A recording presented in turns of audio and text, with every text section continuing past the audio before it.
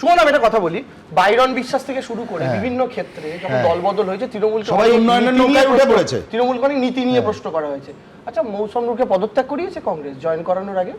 আমি জিজ্ঞেস করতে চাই, হতে পারে 1 মাসে পদ্মা খালি হবে, হতে পারে আজ রাতে তুমি জানতে পারবে পদত্যাগ করেছে কিনা রাজ্য সভা। আচ্ছা 10 দিন রেখে দিয়েছি না, কেন 10 দিন রেখে দিয়েছি? জয়েনিং কবে হয়েছে? জয়েনিং অসত্য কথা বলো না। জয়েনিং কবে হয়েছে? কবে জয়েনিং হয়েছে? হয়েছে তো 1 থেকে 2 দিন আগে হয়েছে। আমি ওটাই বলছি, ফার্স্ট ওয়ার্কিং ডে। তার ওয়েলকাম ফার্স্ট ওয়ার্কিং ডে অবশ্যই রাজ্য সভাতে পদত্যাগ করবে এবং তোমাদের দলীয় কোনো পদ আমি বলছি খুব শার্পলি দেবাংশু প্রশ্ন করেছে, কিন্তু তৃণমূল যাদের নেয় তাদের ক্ষেত্রেও এই নৈতিকতার মানদণ্ডটা যদি থাকে, এখানে কারুর কোনো প্রশ্ন করার অবকাশ থাকে না। আমি একটা লাইন যেটা আমার বলা হয়নি, আমি যে সুমনদার গোটা বক্তব্যটা যখন আপনারা রিপিটে চালাবেন বা ক্লিপ ছাড়বেন, একদম শুরুর পরিচয় দেওয়া আপনার এবং শেষে তৃণমূল বিজেপি একসাথে উচ্চারণ করা বাদ দিয়ে আপনি শুনুন তো পুরো শঙ্কুদেব পণ্ডার বক্তব্যের সাথে কোনো তফাৎ আছে? যে যে পয়েন্ট বিজেপি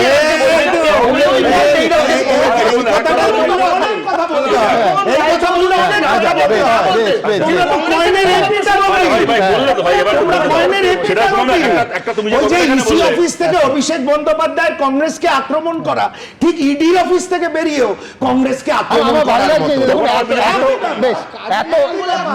এত অনুষ্ঠান করেছি তো আমি বলছি, সবাই যখন যারা ভাবুন একটা কাউন্সিলর থেকে গোটা পুরসভা দখল করে নেয়, আমি বলছি সেইখানে যদি এই মানদণ্ড সত্যি এস্টাবলিশ হয় যে দল বদল করলে পদত্যাগ করতে হবে, এর থেকে সুখের কথা আমাদের পক্ষে আর কি হতে পারে? আমি এটা বলছি, সেদিন কোথায় ছিল মমতা বন্দ্যোপাধ্যায়ের নৈতিকতা, যেদিন মৌসুম বেনজির নূরকে কোথায় জানো তো জয়েন করাইয়েছিল? বিরলতম ঘটনা, মানে আমাদের হেডকোয়ার্টারে নবান্নতে দাঁড় করিয়ে দিয়ে ওখানে জয়েন করিয়েছিল, এমন নৈতিকতা।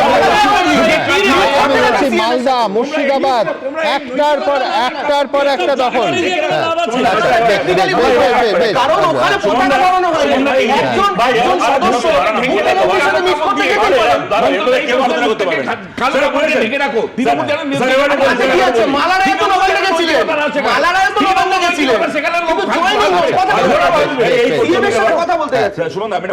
এটাকে নিয়ে না আজাইরা তর্ক করে লাভ নেই। একজন মানুষ তিনি বিধানসভার ভেতর দাঁড়িয়ে বলবেন যে আমি এই দলে আছি, এই মুহূর্তে সবথেকে বড় খবর, আজকে দুপুরেই মৌসুম বেনজির নূর ইস্তফা দিয়েছেন একেবারে রাজ্যসভার সদস্য পদ থেকে। রিঅ্যাকশন নিয়ে এটাই কংগ্রেসের নৈতিকতা। অবশ্যই বিমান বন্দ্যোপাধ্যায়কে ডিফান্ড করে রেখে অন্য দলের এমএলএদের উন্নয়নের নৌকায় চড়ানোর নাম করে আমরা বেঁধে রাখি না। আমি বলছি সুমনদা অবশ্যই স্বাগত জানাচ্ছি, কারণ প্রশ্ন এটাই ছিল যে 1 মাসের মধ্যে পদ খালি হয়ে যাবে জানার পরও একজন সিটিং রাজ্যসভার এমপি কে যখন জয়েন করা কিন্তু আশা করে যে এই উদাহরণ থেকে বাকি দল বদল যারা করবেন তারাও ঠিক 4 মাস হোক আর 3 মাস হোক। পঞ্চায়েত নির্বাচনের সময় অধীর চৌধুরী যদি তৃণমূল থেকে জেলা পরিষদের সদস্যদের জয়েন করানোর সময় রিজাইন করিয়ে করাতেন তাহলে তো ভালো হতো।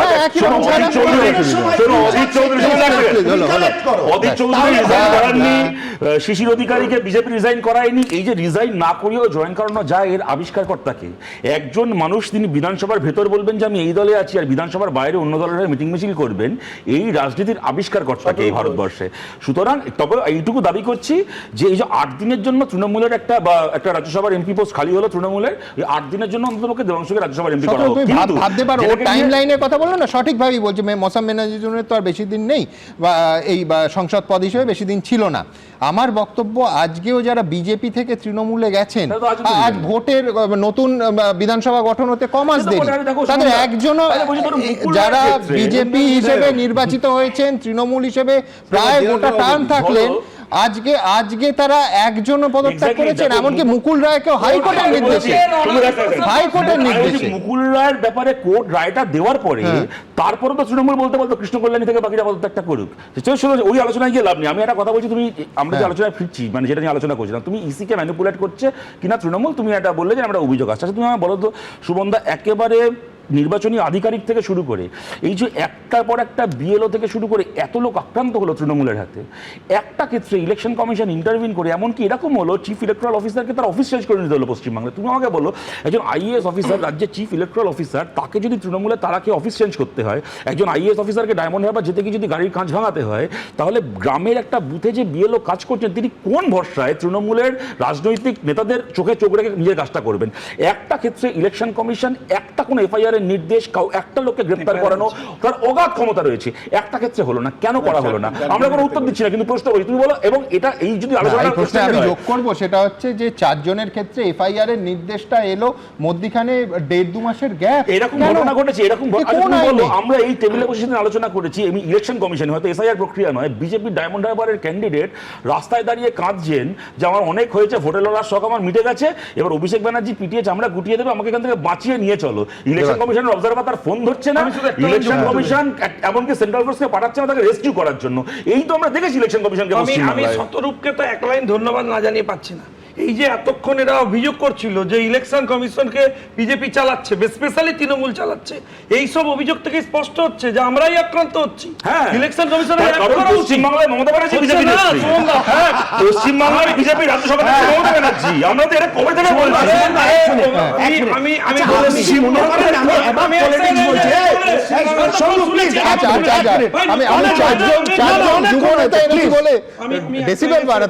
এই ব্যাপারে নয়, আমি খুব দ্রুততার সাথে শেষ করবো। সেটা হচ্ছে আমার বক্তব্য, দেখুন তৃণমূল কংগ্রেস এখনো আজকের ডেটেও ধরুন আপনার ঘন্টাখানেক সঙ্গে সুমনের ইম্পর্টেন্ট শো জুড়ে এটা বিষয় রেখে দিয়েছে যে মমতা বন্দ্যোপাধ্যায় ওকালতি করতে যাবেন কি যাবেন না, কিন্তু প্যারালালি আপনি লক্ষ্য করে দেখুন ওনার ডুয়েল স্ট্যান্ড, ওনার টিম, ওনার ভাড়া করা নেমে ইন্ডিভিজুয়াল ডিএম থেকে ভিডিও পর্যন্ত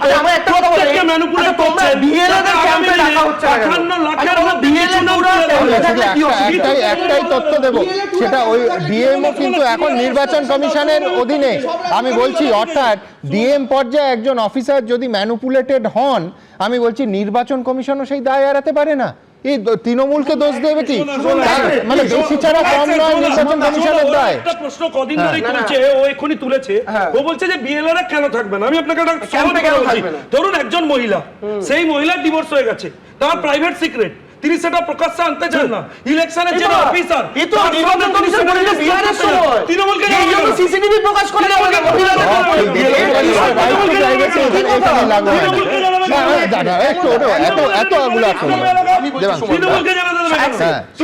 সাধারণ ভোটাররা যখন বুথে ভোট দিতে যান, সমস্ত রাজনৈতিক দলের প্রতিনিধিরা থাকে ঘেরা দাদা অ্যাকশন বলে গিয়ে দেখেন সুমনদা একটা ক্যাম্পে একটা রাজনৈতিক দলের অফিসারকে দেখাবো, তোমাকে কেন এন্টারটেইন করব? এক সেকেন্ড, ওই গভর্নমেন্ট অফিসারও কোনো পলিটিক্যাল পার্টির দ্বারা মোটিভেটেড হতে পারে, সেটা গ্যারান্টি দেবে। এইটাই গ্যারান্টি দেবে। তৃণমূল হতে পারে, তৃণমূলের হতে পারে, সিপিএম ওই অফিসার কি গ্যারান্টি দেবে? মানে জানি না। আমি যাব, কিন্তু সুমনের কাছে যাওয়ার আগে আমি দ্রুত একবার আপনাদের দেখাবো যে আবার সেই আমার বেসিক প্রশ্ন, যেটা আজকে অনেক দিন পর মঞ্চের ওপর থেকে রাম বামের সঙ্গে কংগ্রেস যুক্ত করেছেন মমতা বন্দ্যোপাধ্যায়। অনেক দিন পর, অনেক মাস পর, অনেক বছর পর কিনা হিসেব করে বলতে হবে। দেখুন, রাজ্য রাজনীতিতে সম্প্রতি বদলেছে মৌসুম। তৃণমূল ছেড়ে আবার কংগ্রেসে ফিরেছেন মৌসুম বেনজির নূর। এর দুদিনের মধ্যেই মমতা বন্দ্যোপাধ্যায়ের নিশানায় কংগ্রেস।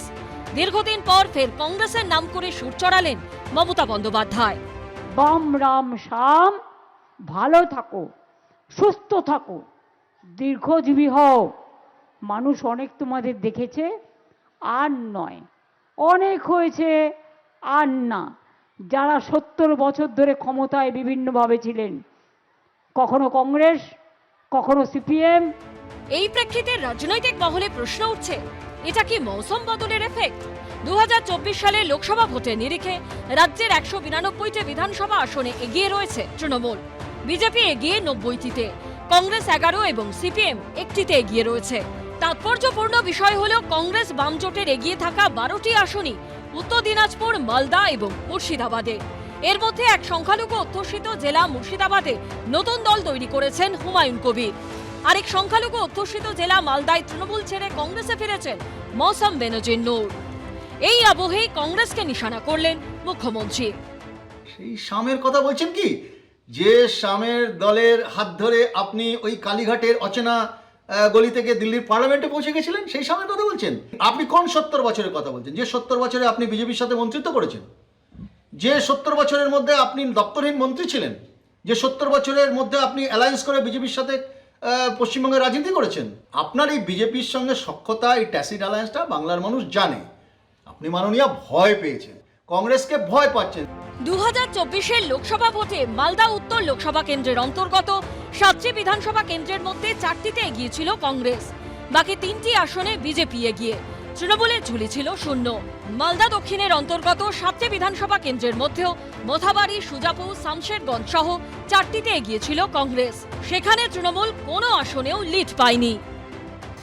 মানুষ বামেদের দেখেছে, 34 বছর দেখেছে কিভাবে গোটা ভারতবর্ষে বাংলার মানুষের মর্যাদা বেড়েছে, আর তৃণমূলকে দেখছে গত 15 বছর ধরে বাংলার মানুষের কিভাবে অসম্মান হচ্ছে গোটা দেশের কাছে।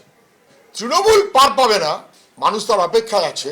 তৃণমূলকে পার পাওয়ার জন্য বিজেপিকে এনে কায়দাবাজি করা এবং বিজেপির সাহায্য নেওয়া, ওটাও ধরা পড়ে যাচ্ছে। তৃণমূল পশ্চিমবাংলায় পার পাবে না এবং তৃণমূলের অনুসারী হয়ে বিজেপিও পার পাবে না। এবার বিধানসভা ভোটে কি হবে সেটাই দেখার। ময়ূখ ঠাকুর চক্রবর্তী ও অনির্বাণ বিশ্বাসের রিপোর্ট, এবিপি আনন্দ। এবিপি আনন্দ, এগিয়ে থাকে, এগিয়ে রাখে।